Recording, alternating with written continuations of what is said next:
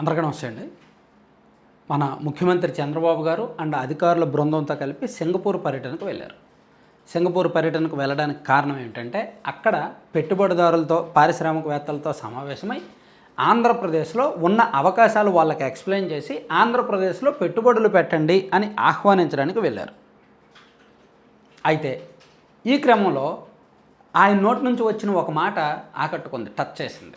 అసలు సింగపూర్ అవసరాలు మేము తీరుస్తాం, సింగపూర్కి మా రాష్ట్ర యువతను మేము అందిస్తాం, సింగపూర్లో ఉన్న టెక్ అవసరాలు మా రాష్ట్ర యువత పరిష్కరించగలదు, మా రాష్ట్ర యువత చూడగలదు, కాబట్టి మీకు అవసరం అయితే చెప్పండి, మేము పంపిస్తాం, లేదా మీరు ప్రాజెక్టులు ఇవ్వండి, మా యువత చేస్తారు, మా దగ్గర అటువంటి మేధాశక్తి ఉంది, యువశక్తి ఉంది అనే మాట అక్కడ మాట్లాడారనమాట.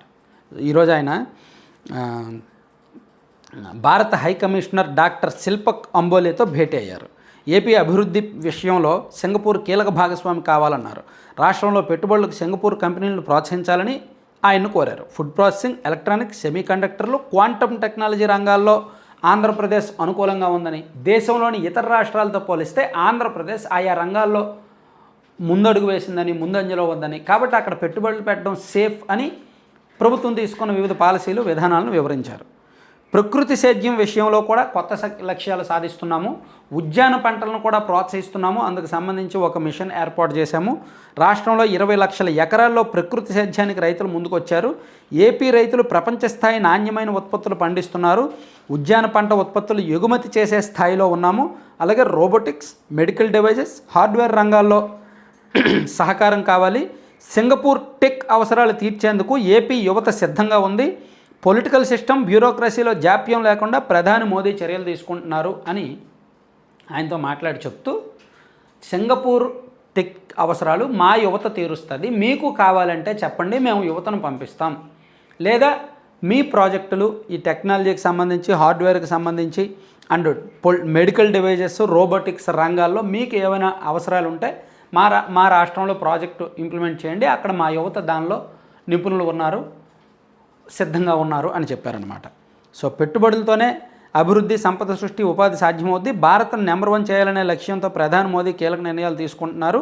ప్రధాని చొరవ కారణంగానే ప్రపంచ స్థాయిలో సంస్థలు ఏపీకి వచ్చాయని చెప్పారనమాట.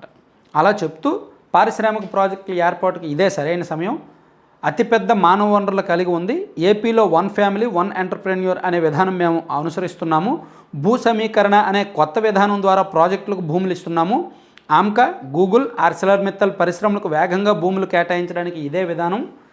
సో వివిధ పారిశ్రామిక ప్రాజెక్టుల ఏర్పాటుకు కూడా ఇదే సరైన సమయం. సో సింగపూర్లో ఉన్న పెద్ద పెద్ద సంస్థలను, పెద్ద పెద్ద పరిశ్రమలను ఆంధ్రప్రదేశ్లో ఏర్పాటు చేయండి, అన్ని విధాలా మేము సహకరిస్తామని చెప్తూ ఆంధ్రప్రదేశ్ తీసుకున్న వివిధ పాలసీలు, ఒక 24 పాలసీలు ఉన్నాయి కదా, డ్రోన్ పాలసీ, స్పేస్ పాలసీకి సంబంధించి అవన్నీ ఎక్స్ప్లెయిన్ చేసి ఏ రంగంలో పెట్టుబడులు పెడితే ఏమేమి సౌకర్యాలు ఇస్తారో అనేది కూడా చెప్పారన్నమాట. సో కేవలం పెట్టుబడులను ఆకర్షించడానికి మొన్న ఒక వారం రోజుల కిందట నారా లోకేష్ గారు రష్యా వెళ్ళారు, పెట్టుబడుల ఆకర్షణ పనిగా ఆయన వెళ్ళారు. ఇప్పుడు చంద్రబాబు గారు సింగపూర్ వెళ్ళారు, అది కూడా ఇదే రీజన్ అన్నమాట.